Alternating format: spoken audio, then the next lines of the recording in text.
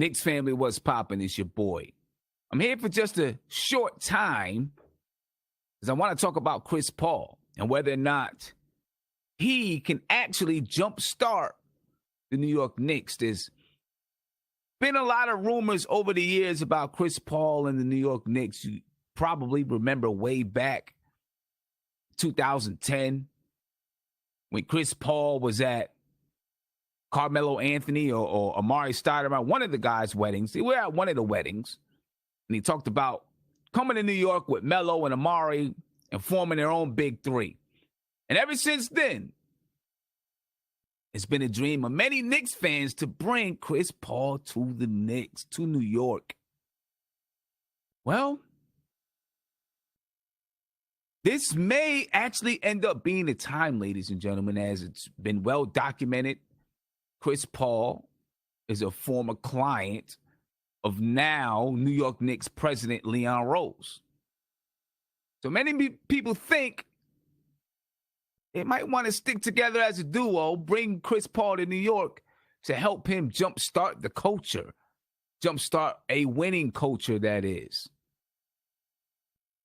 Let's put it like this. Chris Paul, he's been with some winning organizations, but he's never been able to take an organization to the top. He's never been part of a team that went to the top. And I don't mean winning the championship. I mean just getting to the NBA Finals. I think he's been to the Western Conference Finals once, maybe twice. It's kind of in the same boat as Melo. You think about it. But anyway, let's listen to a report by Ian Begley, ladies and gentlemen. And I'll tell you what I think about Chris Paul and whether or not he's the guy. This is Ian Begley from SNY TV. Mailbag question here from @TheTalentedSJG, who asks about Chris Paul and the Knicks. I think there are still people with the Knicks who feel that bringing Chris Paul onto this roster at this time would jumpstart the franchise's effort to build a winning culture, to give these young players winning habits. They feel like Chris Paul would really do wonders around young Knicks like R.J. Barrett, Mitchell Robinson, and the rest of the young core. Obviously, Knicks president Leon Rose is Paul's former agent. They have a strong relationship. But you wonder how much would the Knicks have to give up in a trade with Oklahoma City to acquire Paul, who's turning 35, I believe, next month, and is owed around $85 million over the next 2 seasons. And I'm sure that people with the Knicks would be hesitant to give up a valuable first rounder. I'm sure you'd have to give up one of the young players on your roster, at least, to satisfy Oklahoma City. So those are some of the things you consider. But I do know that there are people in the organization right now that feel like Chris Paul would really help them jumpstart the culture of winning that they hope to establish in New York under Leon Rose. Now, here's what I think about Chris Paul. I think that Chris Paul is a ferocious leader. I think he is a true point guard that if he played for the Knicks this season, you might see a different team out there on the floor. I'm not saying that the team would have been playoff bound, but you would have seen a totally different team on the floor, in my opinion. He's the kind of point guard that you give him the game plan, you give him the instructions, then you let him go. You let him ride. You let him direct the team on the floor. And the Knicks missed that sorely. Elfrid Payton tried to be that, but I don't believe that Elfrid Payton has the same kind of IQ, basketball IQ, as Chris Paul.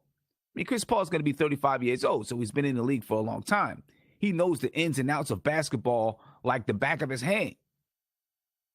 Elfrid Payton, not as much, right? He's been fledgling, sometimes a starter, sometimes off the bench. Because he doesn't have what Chris Paul has, which is a good feel for the game, a crazy basketball IQ, and the leadership, the ferocious leadership qualities that I do think this team needs.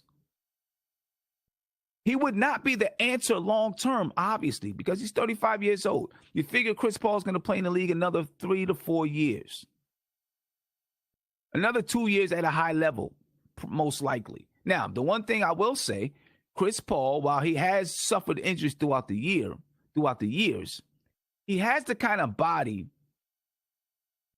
He does not rely on speed. He doesn't rely on athletic ability to play the basketball game. Now, although he's dealt with injuries,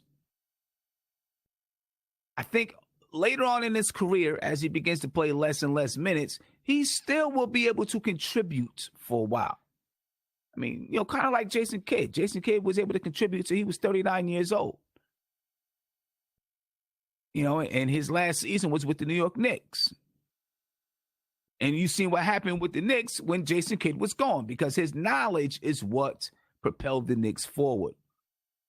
That is what some in the organization, according to Ian Begley, believe about Chris Paul. And I believe the same thing. Will he end his career with the Knicks?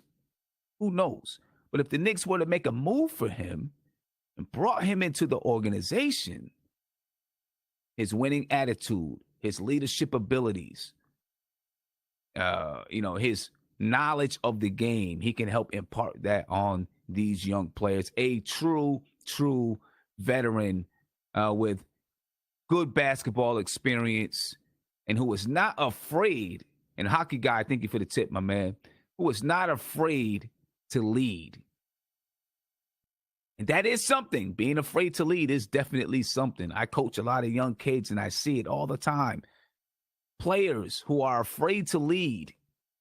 Chris Paul is not that guy. The issue with Chris Paul is the price tag. Chris Paul, he's going to make like $44 million or something like that next season. The price tag. What do you have to give up to get him? You would hope you wouldn't have to give up too much. You wouldn't have to get too crazy, because you're going to be relieving. If you got to give up a young player, like Ian Begley just said, and we're going to look at some scenarios, but if you got to give up a young player, then I'm sending money back to Oklahoma City. They're going to take some money. If I got to give up a young player, they're going to take some money. Right? Because although they like what Chris Paul has done in Oklahoma, that $44 million price tag is hefty. It's hefty for a 35-year-old point guard. Right? So they're not going to take a young player and dump all of his salary on us. It's not going to happen that way. It can't happen that way. So if you're going to dump all of the salary on us, okay, we'll take a salary, but then you're going to give us a draft pick. Oh, you're not taking back any young players either. If you're going to take back some salary, then, we can talk. But I'm not trying to give up draft picks for Chris Paul. None at all. I don't want to give up any draft picks. Now, Ian Begley did come up with a few scenarios that we can look at. Two, actually. Now, his first scenario, the Knicks trade Reggie Bullock and Frank Ntilikina for Chris Paul. Reggie Bullock, okay. Frank Ntilikina, I'm a little bit leery about it. Because I would like to see Chris Paul with Frank Ntilikina so that he can maybe help to teach Frank Ntilikina. Okay, so this is I'm going to read the scenario to you. All right, so the Knicks trade Reggie Bullock and Frank Ntilikina for Chris Paul. Here's the cap ramifications. In this scenario, we're assuming the cap is $115 million. That's the current projection. But as noted above, it's subject to change. Yes, it is subject to change, especially with the way things are going with COVID-19. All right, they're also assuming that the Knicks absorb Chris Paul, into cap space. So you're still giving up a young guy. To do that, they have to decline Bobby Portis, which I think they will, renounce Mo Harkless, which I think they will. They'd have to waive Taj Gibson, which I think they will, Elfrid Payton, and Wayne Ellington. They'd have to waive all those guys. All right, in this scenario, they'd also keep Reggie Bullock beyond June 28th, the date by which his 2020-2021 salary of $4.2 million becomes fully guaranteed. Listen, I think that they're probably considering Reggie Bullock as a piece for next year anyway, because, He plays defense. He can knock down the three, and his salary is $4.2 million. Now, this trade would leave the Knicks with Dennis Smith Jr., Julius Randle, R.J. Barrett, Kevin Knox, Alonzo Trier, Mitchell Robinson, Damian Dotson, Chris Paul, and Iggy Brasdeikis on the roster. Not crazy about it. I'm not crazy about that roster. I don't know. I mean, obviously, they would add more players. So we'd see, how they rounded out the roster. All right. Another trade that Ian Begley presents is that the Knicks trade Reggie Bullock and Kevin Knox for Chris Paul. Now, I know there's a lot of people that are like, oh, do it. They want to get Kevin Knox out of their hair. I'm not exactly one of those guys. Not exactly one of those guys.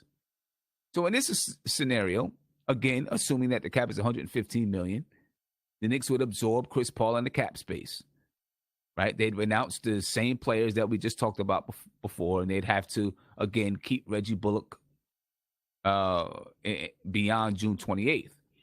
This trade would leave the Knicks with Smith Jr., Randle, Barrett, Ntilikina, Trier, Robinson, Dotson, Paul, and Brasdeikis. Still not the greatest, but I like having Ntilikina out there.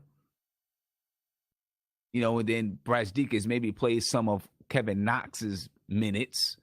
And then, of course, the Knicks are going to do some other things in free agency. Still not crazy about it. Not a lot of shooting on that team.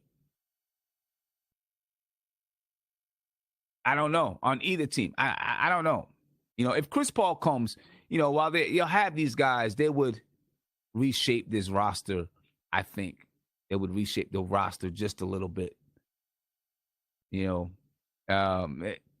hard to say, man. A lot depends on, how willing Oklahoma City is to trade Chris Paul, so that they can create cap flexibility. Now, looking at the way things are going with the coronavirus, they may really want to move that contract. If that salary cap comes down, right now the salary cap is projected at $115 million. If that salary cap comes down, I don't know what their salary cap looks like, but they may be looking to save some money. So, who knows how it'll go, ladies and gentlemen? Who knows? All I can say is this. The idea of Chris Paul, I think, is a good idea because of what he will bring to the franchise. Now, obviously, you got to put some pieces around him, to make the team competitive because he's going to want to be competitive. I think he would be really, really good for Frank Ntilikina. I think he'd be really, really good for R.J. Barrett. I think he'd be great for Julius Randle. Julius Randle cannot be the leader of the team. He is not that. Chris Paul would make sure of that. And you see a different Julius Randle on the floor, I believe. And if not, then he's got an issue. Get rid of him. But I think you'd see a different Julius Randle. Anyway, ladies and gentlemen, that's just a quick tidbit. I don't know what your thoughts are. But I know that's my thought. I think that Chris Paul would be good for this team. I just don't know what it takes to get him, and I'm not willing to give up a whole heck of a lot. Not as far as young players are concerned. So, ladies and gentlemen, I appreciate your time. I know this was a short, little quick hitter. Just wanted to jump on and talk about it real quick. I'm out of here, ladies and gentlemen. Be peaceful. I will see you tomorrow night as we do another Knicks Classic. Another game of Knicks Classic. I'm out. Peace.